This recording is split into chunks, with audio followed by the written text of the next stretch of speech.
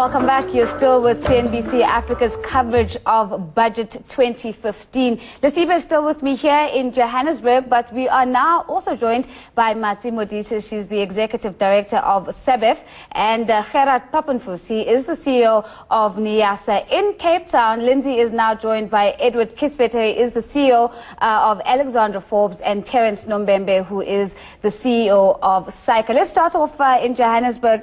Matsi, Gerhard, you've just joined us. Let's get your takeaway from the budget. Is it a thumbs up? Is it a thumbs down? Let's get you, Matsi, giving us her insight first. I would say more of a thumbs up, and I can corroborate on that. He was quite clear on what it is that they're trying to achieve in terms of incentivizing small business development. However, the growth trajectory of our economy doesn't allow that. Like Lesiba did mention earlier, that we need more, about 5% growth of the economy in order for us to be able to create those jobs. However, there was a strong emphasis on support for small businesses, tax incentives. Whether they are enough or not, perhaps we need to dig deeper as to what impact will it have, but it was great that they were able to mention those incentives. Gerhard, your key takeaway? Look, the minister did well. You can be proud of him, but there's nothing to be excited about. He's taken a couple of rands from the guys at the top and he's given it to the lower earners.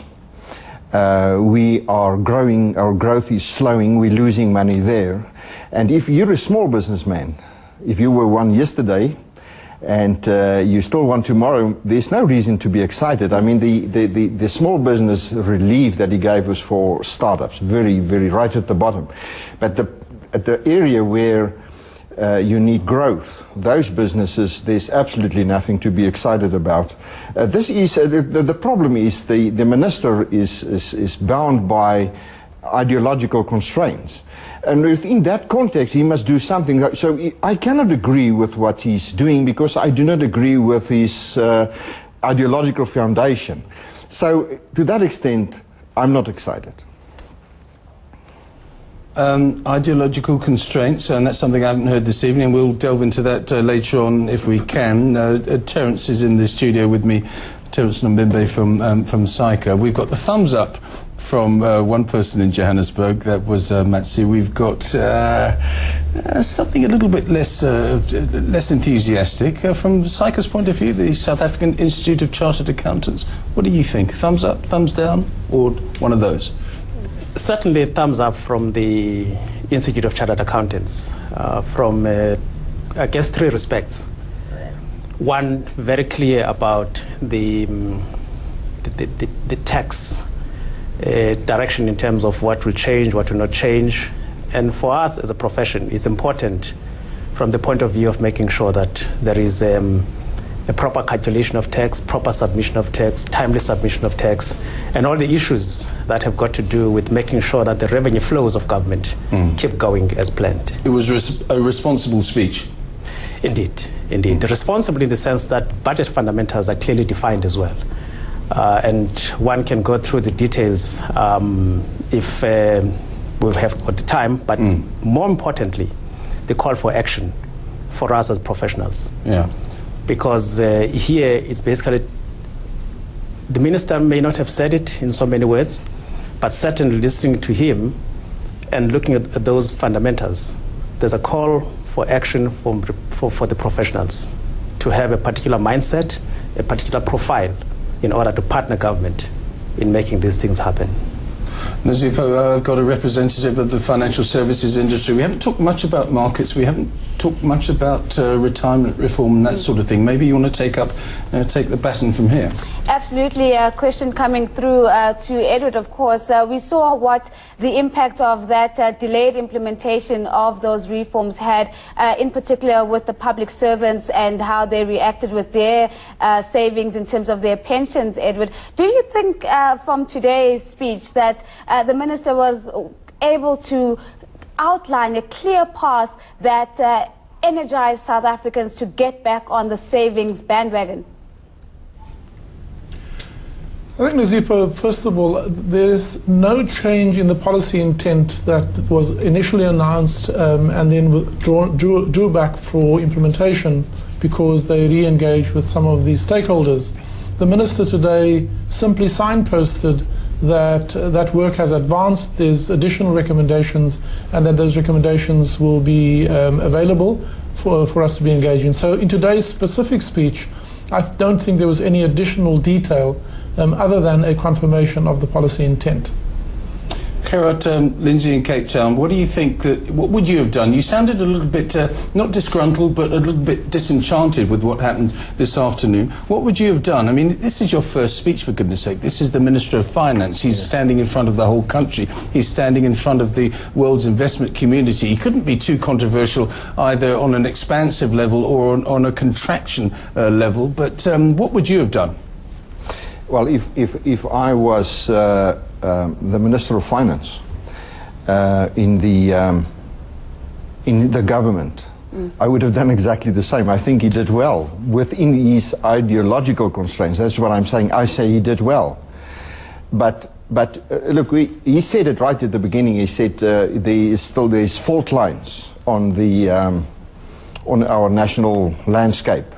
Now, what this budget is doing is just a continuation of redistributing wealth. Now, you can do it by taking money and pay it to somebody else, or you can really grow the economy. Now, we're not growing. We're taking from some to give it to somebody else. But, you know, we've got an over-expensive government service, very ineffective, very, I mean, I think they should fire at least 30% of government officials. And the fact is, he can't do that. So, no, I would not have necessarily done something else. I think he did well, but the underlying principles I do not agree with. I think you raised a lot of points, and I want to come to Lesiba next, but I think it's very important for us to get a very clear understanding about these ideological constraints that you're talking about. Sure. In 10 seconds, what do you think these constraints are? Well, we are in a developmental state. And the minister says that we need certain things to happen to get this country going. Those things are not happening. And if you say 10 seconds, I can't go through them. But we are not growing. We are not exporting. We do not have a stable labor relations environment. We will not attract investment. The private sector is very uncertain. We are shy to invest. There's all underlying things in there are very specific reasons for that. A quick one, Lesiba, on the distributive function of tax.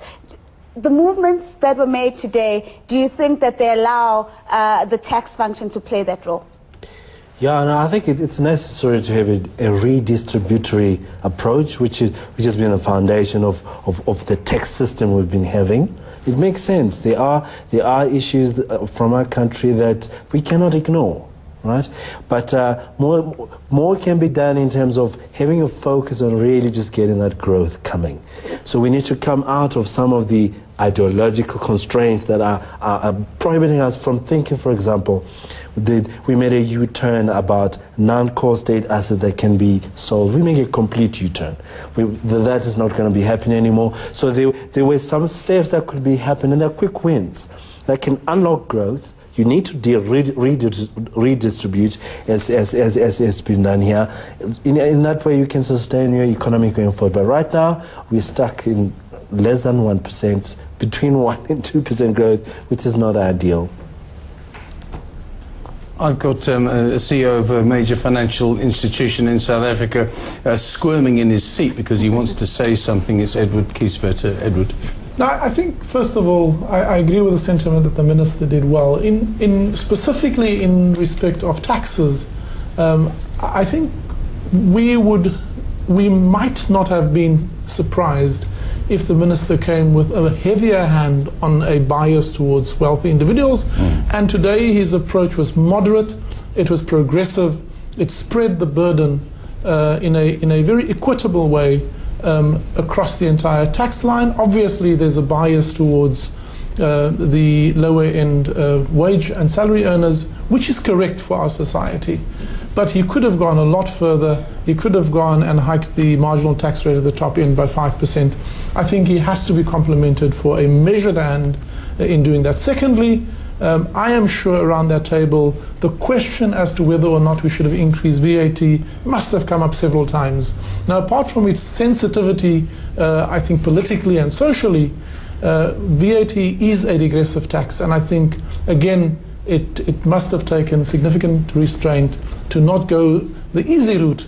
But you can make exemptions, sorry to interrupt, but exemptions can be made. You can say VAT must go up on these particular items, but there can be some that can be zero VAT, for example. Unfortunately, the net effect of VAT as a regressive tax is it penalizes the very people who you want to give the relief to. It's not, tax is a very blunt instrument. Terence wants to... sorry, Nozipho, I'm going to keep it in Cape Town because this is the seat of government after all. Terence. Just to concur with the sentiments that fundamentally there's been an effective balancing act here in terms of giving and taking. And I want to underscore on my side the issue of what therefore do we do with this money that will be collected. And this is where the emphasis of the efficiencies of the use of the money and the need to beef up government capacity to use this money effectively in infrastructure, running municipalities, running the healthcare services, running the state-owned entities effectively. Those are the issues that are coming from a professional body. We need to be seen to be supporting and working with government to infuse these kind of skills and capabilities within the government machinery. Nozipho. Well, thank you very much, Lindsay, for finally getting to where the brains are in Johannesburg. But to give you a chance to catch up, let's take a short break. And